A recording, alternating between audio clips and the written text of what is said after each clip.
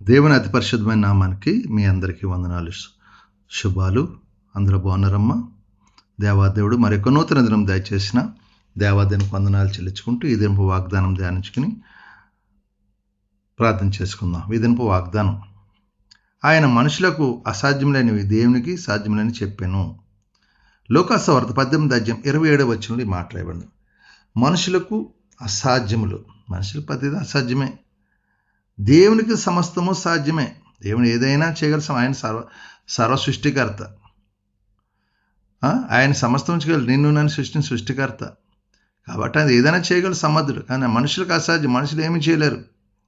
మనుషులు కూడా దేవుని మీద ఆధారపడతారు. మనం కూడా దేవుని మీద ఆధారపడరు. ఆయన సమస్తము చేయవాడు, ఆయన సమస్తం జరిగించేవాడు. భూమిని ఆకాశాన్ని సృష్టికర్త ఆయన. నిన్ను నన్ను పేరు పెట్టి పిలిచినవాడు ఆయన. కాబట్టి దినాన్ని వాగ్దానం సహోదరుడా, మనుషుల వైపు చూస్తున్నాము, మనుషులు ఏదైనా సహాయం చేసి ఎదురు చూస్తున్నాము అని అనుకున్నాం. మనుషుల వైపు చూస్తే అది ఏ కార్యం జరగదు. కానీ దేవుని వైపు చూస్తే మాత్రం నిశ్చయంగా అది ఎలాంటి కార్యం సమస్తము చేయగలుగుతాం. మనుషులు నమ్ముకుంటే యెహోవాను ఆశ్రయించి మేలు అంటున్నాడు. రాజులు నమ్ముకుంటే దేవుని ఆశ్రయించి మేలు అంటున్నాడు దేవుడు. మనం గొప్ప వాళ్ళ వైపు చూస్తాం, రాజుల వైపు చూస్తాం, కానీ సర్వశక్తిని దేవుని వైపు చూడం. కాబట్టి ఆయన వైపు చూసి ఆయన నిరీక్షణ కలిగి ఆయన ఓపిక కలిగినప్పుడు నిశ్చయంగా దేవునికి సమస్తము సాధ్యమే. నీ జీవితంలో ఏది సమస్య ఎదురు చూస్తుందో, ఏ సమస్య అయితే నేను బాధిస్తుందో, ఏ వేదన ఉందో, ఏ దుఃఖం ఉందో, ఏ శ్రమ ఉందో, ఏ ఇరుకు ఉందో, ఏ ఇబ్బందో అన్నట్లు దేవాది విడిపించి నిన్ను నూతన పరచగల సమర్థుడు. ఇది అప్పులు బంధకాలను, శరీర బలహీనత బాధపడిన, కుటుంబ సంస్థలు బాధపడుతున్నాం, గర్భాలు లేక బాధపడుతున్నామేమో, సొంత గృహాలకు బాధపడుతున్నాం, సరైన చదువు లేక బాధపడుతున్నామేమో, వివాహాలకు వివాహం జరగడం బాధపడుతున్నాం, అన్నట్లు దేవాది విడిపించి దేవుని మీద ఆధారపడితే దేవునికి సమస్తము సాధ్యమైన జీవితం సమస్తము చేయగలడు. ఆయన వైపు తిరుగుదాం, ఆయన చిత్తం నెరవేర్దాం. నీ జీవితం గొప్ప గొప్ప కార్యాలు చూసే కృప దేవుడు దయచేయను గాక. ఆమేన్. ఈ వాగ్దానం ప్రార్థించండి. దేవుడు నిన్ను మీ కుటుంబాన్ని దీవించును గాక. ఆమేన్. ఈ సమయంలో మీ కొరకు ప్రార్థిస్తాను. మీరు కూడా నాతో ఏకీభవించిన ప్రార్థన.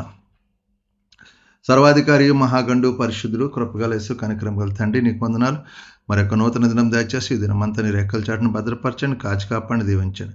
మమ్మల్ని మా చేతి పని దీవించి, మా యజమానుల ద్వారా, తోటి పని వారి ద్వారా ఏకుడి రాక అందరితో సమాధానం, శాంతి దాచండి, నెమ్మది దాచండి. మేము వెళ్ళే ప్రతిఫలం జయాన్ని, విజయాన్ని దాచండి. దుష్టుడు సాతాను గెలిపించండి, సహాయం చేయండి. బలహీనంగా ఉన్న బిడ్డలు ముట్టండి, స్వస్థపరచండి. హాస్పిటల్ ఐసీయూలో ఉన్న బిడ్డలు ముట్టండి, స్వస్థపరచండి. తాగుడు బంధకాలను విడిపించండి, తాగుడు బంధకం విడిపించండి.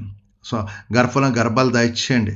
అలాగే ఈ దినం పుట్టినరోజు, పెళ్లిరోజు జరిపిన బిడ్డలు దీవించండి, ఆశించండి, కృప చూపి. ఈ దినమంతా మేము వెళ్ళే ప్రతి పనిలో జయాన్ని, విజయాన్ని దయచేసి కృప చూపి మీ సన్నిధి మాకు తోడుకొంచమని మీకే మహిమా ఘనత ప్రభావం పొందుకుని యేసు పరిశుద్ధ నామమున తండ్రి, ఆమేన్. అందరికి వందనాలు. దేవుడు దీవించును గాక. ఆమేన్. ప్రభువు నామంలో ఈ వీడియో వీక్షించిన ప్రతి ఒక్కరికి జీసస్ స్వస్థత ప్రార్థనా మందిరం వారి ప్రత్యేక వందనాలు తెలియజేసుకుంటున్నాము.